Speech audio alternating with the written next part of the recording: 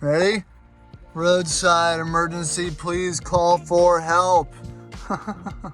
Man, love it. What I call the angry mom move, right? Yelling at your kids and being little shits. You want to cause a scene, move forward, doors open. Slam the brakes on, door just goes slamming shut, takes their arms off, whatever. It doesn't matter. You proved your point and drive away. Which is interesting. We're not even gonna get into the fact that there is a piece of tape covering up some light.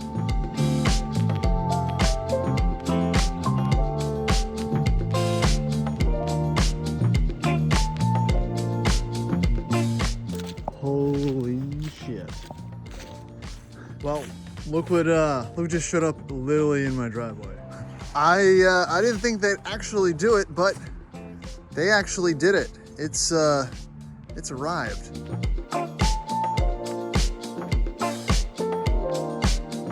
All right, and here it is in all its glory, the 91.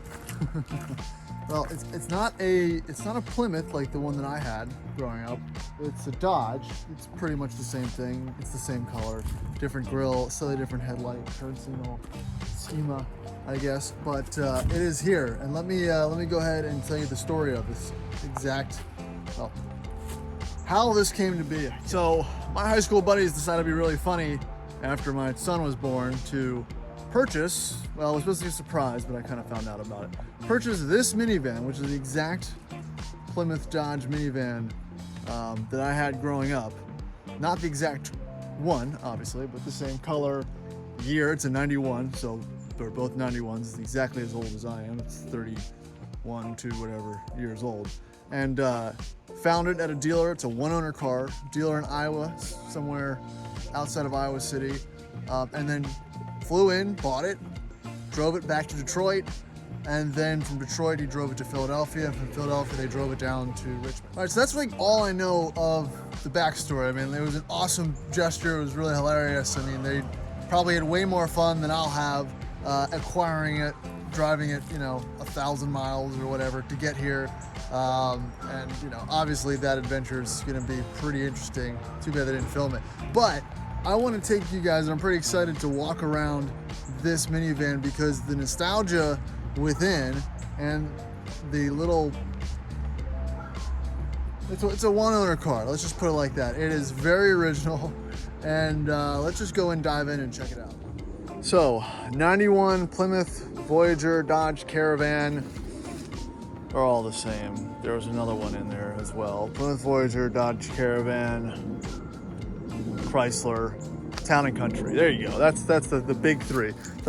Lee Iacocca's biggest contribution to the modern family hauling world. I mean, these were game changers. I mean, yes, Chevy had comparable type models, but these upscaled that to the point where, it was a status symbol. I remember back in the early 90s, we had one of these. Again, this van with the panels, velour, cloth interior. Then my buddy had the Chrysler Town and Country. It was green on green with green leather captain seats, and it was just like whoa, this thing's wild, automatic climate control and stuff. And it definitely was a status symbol, and they don't exist anymore. That's what makes this interesting. These are all just like, well, not comparable to Volvos. These are disposable. People put 100,000 miles on them and then just junked them. They either rusted out or something happened. They weren't anything that anyone really held on to. So when you see one in pretty good condition, and this it has its flaws, right? It's kind of one owner, just sitting around type flaws. Obviously, it doesn't seem like it was garage or anything like that, but it's really not bad. So first off, again, this is the Dodge variant, but again, Midwest car, Iowa. Got the little deer whistlers on it, perfect. Sometimes that was an interesting add-on, definitely a Pep Boys special. Have all the hubcaps, which is impressive. Pretty old tires, but they have decent tread. Missing some of the little center caps. It's also surprisingly, for being a Midwest car, not actually rusty. I mean, I'm sure there's going to be some rust underneath, but the body is good, which is pretty interesting, especially with these aftermarket running boards on it. I would assume that, the salt and corrosion would have already coagulated in there and started causing some dramas. Another thing with these is this was before you had dual opening sliding rear doors. You only had one on the passenger side. So again, this is just before the modern conception of what a minivan was. They offered it in this long wheelbase and short wheelbase. They had like a little 4-cylinder manual. You could get these with a manual, but in the shorter configuration. My uncle had one of those. Put 200,000 miles, absolutely rusted out, but you know, this is what they did. This one's got a 3.3 liter V6, so 4-speed automatic transmission. It's front wheel drive. I mean, nothing really to talk about from the powertrain as far as that's concerned. But design-wise, these are pretty handsome. Obviously, he's added this roof bar, but you know, you had a factory roof rack to put bikes or whatever you want to do up there. I don't think ours had that. I don't ever remember seeing that. So it's an interesting, they look like factory sliding rails. So that's pretty cool. Dodges, they had a slightly different style headlights. Again, there's probably way more other things that I'm missing. Oh, here you go. Still have the matching, could be factory, I don't know, flaps all around, which is sweet. Probably, again, that was probably more of a dealer add-on after the fact. But that's really it as far as exterior little Easter eggs. This would be different. Well, no, this would be the same because that's the Plymouth Chrysler front badge back when you could still have front badges. You know, it's a 91, so you got antennas.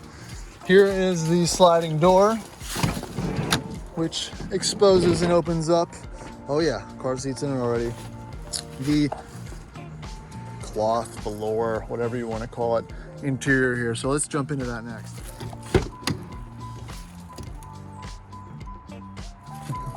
So if that sound doesn't bring back any memories, then sorry, it's not your generation. So getting into this cockpit, it's basically a Range Rover.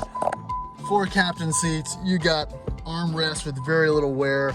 And here's the interesting part about this, 78,000 original miles on this bad boy. Yeah, I don't care who you are, that's pretty impressive. If some of you are like, it's not a Range Rover, it's a van. I don't care, this is a cool ass van, I'm into it. Again, this just 100% bringing me back to being a kid. Every little sound that it's even making right now, it's just the ticking noise, the starter sound, it's just all there. Like, you know, the kind of Jeep Chrysler radio layout with your adjustment for where, you know, sound comes out.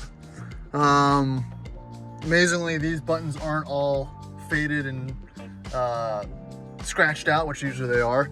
The manual climate control, again, some of the up models had a digital readout, which I was always jealous of. I mean, storage there before cell phones. You had an ashtray, like generous ashtray, and even slide out cup holders. Again, this is before the time of when cup holders were a common mainstay. And of course, room for all types of cassettes and CDs. I just remember the suspension on these are so wafty that when you put change in here, every time you hit a bump, you'd get that coin noise when you bottomed out the suspension, driving it everywhere. Again, just typical of the era, Chrysler related. Turn stocks, little turn signal, airbag model, cruise control, power locks, windows, cruise, tilt. Yeah, baby, she's got tilt. Stoplights, or sorry, hazards. Nice, clear gauge layout. Again, typical Chrysler. Information center, which is interesting. We're not even gonna get into the fact that there is a piece of tape covering up some light. I mean, how wholesome is that? Let's just put some tape on it. That's not me. I didn't do it, but somebody did. And check out these double fold maps. I mean, talk about those Midwest sunsets, just killing you. Man, she's a peach. Oh, lights even work on the dimmer. Airbag equipped. Oh yeah, we're losing the old headliner here, so we're gonna have to come up with a temporary solution for that. What else? Fuel mileage readout control deal. I don't think that works. like other Jeep products, these are always susceptible to faults. You've got your sunglass area. I mean, the kind of the quirks, I mean, they really thought of a lot of interesting features. I believe they also might have, I want to eat my words, maybe pioneered the vents, the rear vents, squeeze away from each other to open and then close. That pops open the rear vents in the back. You know, pretty cool for the time. But moving on, the rest of the interior, again, captain's chair, power locks, power windows. What do we got in here? A hide key. I mean, come on. We've got original, well, this was built in 91, so it's probably a 92 model. Our sales year, car and truck, your owner's protection choice, you know, original documentacion. What else we have? Huh. Oh, come on. Oh man, the drug compartment's empty. But yeah, got a lockbox in this thing. Okay, again, some more little Easter eggs. Chrysler Motors on the kick panel here. Floor e-brake, gas release on the passenger side, fuse box. All right, now let's get into these seats and whatnot. So, in the back, look, you got the factory mat, pretty cool. These seats, you could pull them out, and they're supposed to be pulled out pretty easily. They don't move back and forth, but the seat back does go up and down. Also, captain chairs with dual armrests, which is, I like it. I do like it. And it looks like they've really never been sat in, which is the more interesting part. But it's also a testament to this particular material. It also just holds up very well. This seat, it can be removed. It also folds down and you can pull it out. This one also has, which I don't think ours had, rear air. Sorry, I'm trying to get around the car seat here. Rear air. Every seat also has these kind of useless cup holders. Oh, wow. Man, let's go. Let's party. We're partying. Look at that. Of course. These like tarot cards or something? No, just regular cards. You're back here, you know, you don't even have a Game Boy yet. You're just playing cards. Pretty useless cup holders. What, you've got a back pocket for the passenger, not on the other seat. Also have a grab handle, probably more for getting it in. Moving to the way back, I mean, and it's just, the ceiling's low. I know that the headliner is obviously kind of fading in on me a little bit, but this is not a very tall vehicle. It's again, a very low flat floor, but it's not very tall. And you know, you think that you always need more room. You really don't. This is incredibly comfortable and roomy back here. I'm 6'1", 6'2", and yeah, this is way more space and room than I can probably gauge from a modern minivan. I know, you know, cubic capacity, blah, blah, blah, is going to be lower, but it is pretty much a square, and that's a pretty efficient, you know, use of space. All right, so again, more useless cup holders, little store pockets. We usually just get full up with crayons and gunk. Oh yeah, this one's got it. A little bit of crayon gunk. Probably a bunch of stickers gets, you know, stuck all over here. But you know, it was cool being a kid, being able to drop stuff out these little side windows while in flight. And yeah, I think that's it for the back. Came with a couple pieces of wood. Oh yeah, whoa, buddy, look at this. It is the sun visor. Shoo! Let's go ahead and pop this in just for old time's sake. Roadside emergency, please call for help. Man, love it.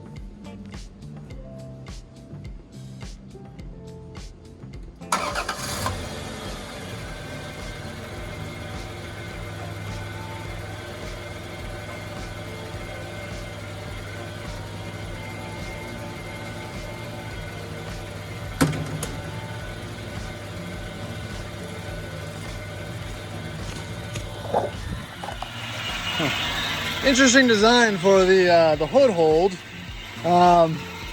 Very susceptible to bends, which you can see it's kind of doing under its own weight. So I don't know. Maybe let me know in the comments. Am I missing a second one? But it just seems like an odd design. But little Chrysler 3.3 liter V6.